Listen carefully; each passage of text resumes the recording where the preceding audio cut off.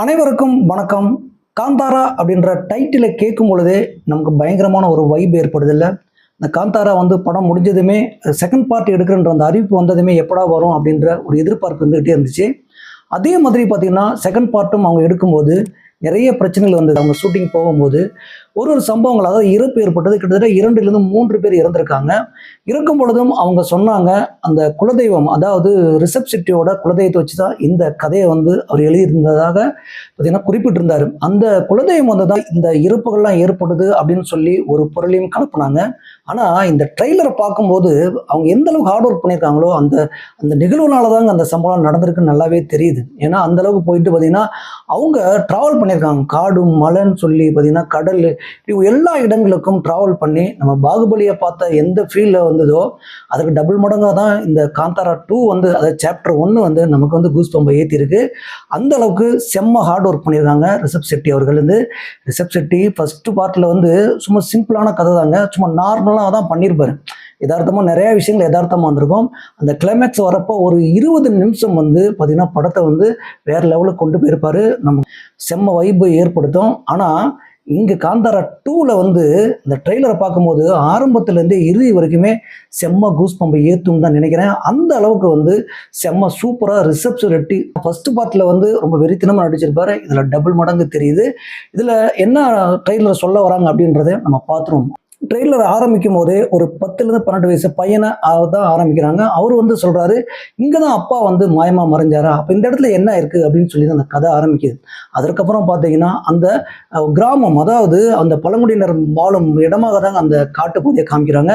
இப்போது Kantara first part பார்க்கும்பொழுது அந்த குலதெய்வத்தை பேஸ் பண்ணியே அந்த கதை போயிட்டுருக்கோம். ஆனால் இப்போ அந்த காந்தாரா அப்படின்னு சொல்லி அந்த பகுதிக்கே பேர் வச்சுருக்காங்க. அந்த பழங்குடியினர் வாழும் மக்கள் அந்த இடத்துக்கு பேரே காந்தாரான்னு குறிப்பிடுறாங்க. ட்ரெய்லரில் அப்படி தான் நமக்கு தெரியுது. அந்த காந்தாராவில் பார்த்திங்கன்னா அவங்க உழைக்கும் மக்கள், அதாவது விவசாயம் செய்யும் மக்கள். அந்த விவசாயம் செய்யும் மக்கள்லாம் 3ல் 1 பங்கு அங்கே வாழும் அரசருக்கு கொடுக்குற மாதிரி ஒரு சூழ்நிலை தான் அங்கே இருந்திருக்கு. ஒரு கட்டத்துக்கு மேலே என்ன சொல்கிறாங்கன்னா, அங்கே ஒரு டயலாக் வருது, 3ல் 1 பங்கு இனிமேல் கொடுக்க தேவையில்லை அப்படின்னு சொல்லும்போது ஒரு குழந்தை காட்டில் அப்படியே கிடக்குதுங்க. அப்போ ஒரு புலி ரவுண்ட் அடிக்குது. அதுதான் ரிஷப் செட்டி. அந்த குழந்தைய தூக்கி அந்த பழங்குடியினர் மக்கள்லாம் ஒரு பேர் வைக்கிறாங்க. அந்த பேரே நமக்கு வாயில நுழையில மெர்மே அப்படின்னு சொல்றாங்க. மெர்மேன்னு சொல்றாங்க. அந்த குழந்தை வந்ததுக்கு அப்புறம் இங்க நிறைய மாற்றங்கள் நடக்குது. அப்போதான் ரிஷப் செட்டியை ஓப்பன் பண்றாங்க. கொஞ்சம் லேட்டாக வர இல்லை அப்படின்னு சொல்லிட்டு வரார். அதுக்கப்புறம் இங்கே பார்த்தீங்கன்னா ஒரு பக்கம் அரண்மனையெல்லாம் காட்டுறாங்க. அங்கே ஒரு மன்னருக்காக தான் வாழ்ந்துக்கிட்டு இருக்காங்க. அங்கே இந்த பழங்குடியினர் மக்கள்லாம் அடிமைப்படுத்துகிறாங்க அப்படின்ற ஒரு நிகழ்வு அங்கே நடக்குது. பார்த்தீங்கன்னா கட்டி போட்டு அவங்களெல்லாம் சாட்டையாலையும் பார்த்தீங்கன்னா குச்சியாலையும் அடிக்கிற ஒரு சம்பவம் நடக்குது. அங்கே இந்த காந்தாரா பகுதியில் இருக்கிற மக்களை எல்லாம் கொடுமைப்படுத்துகிற மாதிரி தான் தெரியுது. அங்கே வீறு கொண்டு எழுகிறார் ரிஷப் செட்டி. அவரு இப்போது அந்த அரண்மனைக்குள்ளே போகிறாரு. அந்த அரண்மனைக்குள்ளே போகும் பொழுது இந்திராணியை அவர் அந்த ஹீரோயினி ருக்மிணியை அவர் சந்திக்கிறாரு. சந்தித்ததுமே காதல் வலையில் விழுறாரு. அந்த காதல் வலை விழுந்ததுக்கப்புறம் இந்த சம்பவம் அந்த மன்னருக்கும் தெரிய வருது. இப்போது ருக்மிணி, அதாவது இந்திராணின்னு சொல்கிறாங்க படத்தில். அப்போ இந்திராணி மேலே அவன் ஆசைப்படுறதும் நம்ம சிம்மாசனத்து மேலேயும் அவன் ஆசைப்படுறான்னு நினைக்கிறேன் அப்படின்னு சொல்லி ஒரு டயலாக்கும் வருது. அப்போது இவர் ரிஷப் செட்டி சிவா, ஏதோ ஃபர்ஸ்ட் பார்ட்டில் சிவான்னு சொன்னாங்க. இந்த படத்தில் சிவான்ற பேரை மென்ஷன் பண்ணலை. ஆனால் சிவான் தான் வருவார்னு நினைக்கிறேன்.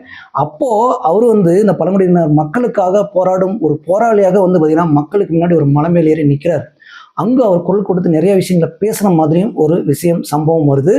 அதற்கப்புறம் அவர் ரிஷப் செட்டி அங்கே அந்த மன்னர்கள்ட்ட போராடி அவங்கள்ட்ட மீட்டு நம்ம அந்த காந்தாரா மக்களை எப்படி மீட்டு எடுக்கிறார் அப்படின்றதான் மொத்த கதையும் இருக்குன்றது நமக்கு தோணுது. ஆனால் அதுக்கு பின்னாடி ஒரு விஷயம் நடக்குது. அதாவது ரிஷப் செட்டி அவர்கள் ருக்மிணியை, அதாவது இந்திராணியை அங்கேருந்து கடத்திக்கிட்டு இங்கே காந்தாராக்கு வருவார்னு நினைக்கிறேன். ஆனால் அந்த வர சம்பவங்களை காட்டல. ஆனால் கிளைமேக்ஸில் அவங்களும் காந்தாரா மக்களுக்கு கூட இருந்து அந்த மன்னருக்கு எதிராக போகிற, அதாவது ஃபைட் பண்ணுற மாதிரி, சண்டை போடுற மாதிரி ஒரு சீன் வருதுங்க. அப்போ இங்கே வருவாங்க தான் நினைக்கிறேன். வந்ததுக்கப்புறம் இங்கே அந்த மன்னர் குடும்பத்தை சேர்ந்தவங்க, இங்கே நான் உங்களை அடிமைப்படுத்திட்டு இருக்கோம், 3ல் 1 பங்கு தர சொல்லியிருக்கோம். அதாவது அவங்க விளைவிக்கிற அந்த பொருளுக்கெல்லாம் 3ல் 1 பங்கு தர சொல்லியிருக்கோம். அப்படி இருக்கும் சமயத்தில் இங்கிருந்து என் பொண்ணையை நீ தூக்கிட்டு போயிட்டியா அப்படின்னு சொல்லிட்டு ஒரு வார் நடக்கிற மாதிரி தெரிகிறது. இதில் பழங்குடியினர் மக்கள்லாம் டோட்டலாக சிவனை நம்புகிறாங்க. இதில் காந்தாரா ஃபர்ஸ்ட் பார்ட்டில் அந்த 20 நிமிஷம் கூஸ் பம்பா இருக்குன்னு சொன்னோம் பார்த்தீங்களா, இந்த ட்ரெய்லர்லேயே கிட்டத்தட்ட ஒரு 2.5 நிமிஷம் போகுதுங்க. 1.5 நிமிஷம் அந்த கிளைமேக்ஸ் சீன்ஸ் எல்லாம் வந்து போட்டிருப்பாங்க. சும்மா தெரிக்குதுங்க, கூஸ் பம்பாக இருக்குது. ரிஷப் செட்டி சான்ஸே இல்லைங்க. ஓப்பனாக சொல்லணும்னா ஃபஸ்ட்டு பார்ட் வந்து 15 கோடியில் எடுத்து 425 கோடிக்கு மேலே வசூலாயிடுச்சு.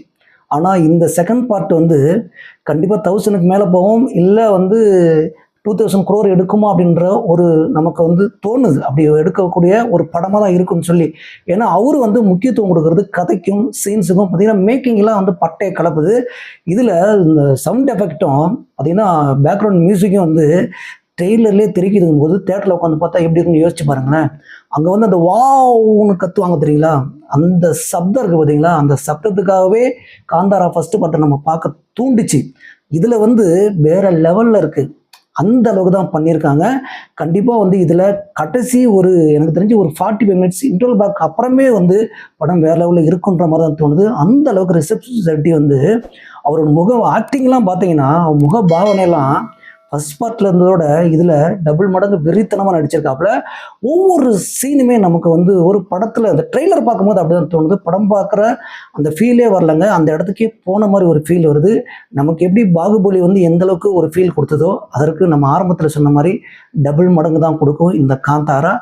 கண்டிப்பாக அவர் அந்த குலதெய்வத்தை வச்சு எடுத்த அந்த சம்பவங்களை பேஸ் பண்ணி தான் இது வருது. ஆனால் டோட்டலாக இங்கே ஒரு மன்னர் கதையும் பழங்குடியினர் மக்களையும் சேர்த்து தான் இதை வந்து பின்னி அவர் வந்து எடுத்திருக்கிறார்ன்றது நல்லாவே தெரிகிறது.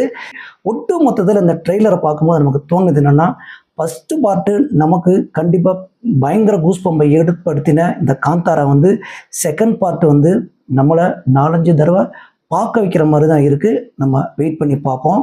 ஃபஸ்ட்டு பார்ட்டில் பார்த்தீங்கன்னா சிவா என்ற கேரக்டரில் ரிஷப் செட்டி வந்து சிவன் அவதாரம் எடுப்பார் கிளைமேக்ஸில். ஆனால் இந்த பார்ட் 2ல் வந்து ஆரம்பம் முதலே இறுதி வர இந்த சிவனை பேஸ் பண்ணி தாங்க இந்த படமே போகுதுன்னு நினைக்கிறேன். ஏன்னா சிவன் அவதாரம் தான் கிளைமேக்ஸ்லையும் எடுக்கிறாரு. பார்த்திங்கன்னா தீ எரியுது.